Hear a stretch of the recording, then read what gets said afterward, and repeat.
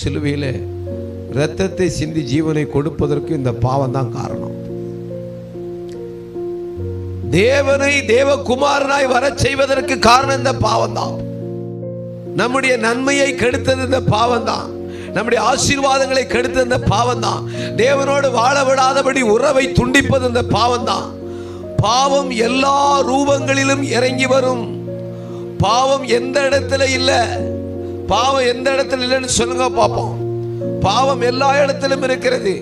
அறை வீட்டுக்குள்ளும் இருக்கிறது, வெளிப்புறங்களிலும் இருக்கிறது.